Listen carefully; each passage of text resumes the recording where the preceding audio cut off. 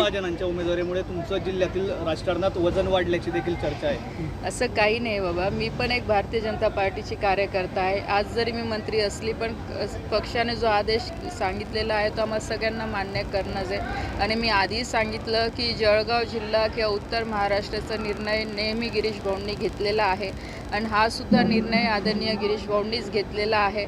त्याच्यामुळे माझं वजन काय, मला माहीत आहे की मी खूप छोटी आहे, अजून कार्यकर्ता म्हणून मी काम करते आहे.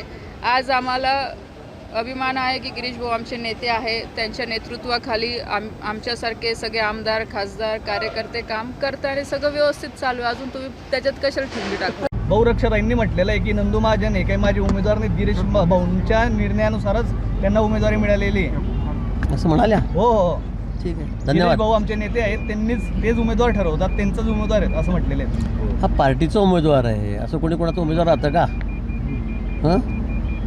असं नाही होत कधी. पार्टी उमेदवार ठरवते. दिल्लीहून हा निर्णय झालेला आहे. माझा उमेदवार आहे त्याचं काय, याच्यावर काय शिक्के असतात का? सगळे पार्टीचे लोक असतात, प्रमुख लोक आहेत, त्यांना उमेदवारी मिळालेली आहे. मला वाटतं असं म्हणणं चुकीचं आहे. गिरीश भाऊंचा उमेदवार आहे, माझा नाही आहे, मला वाटतं असं बोलू नये कोणी.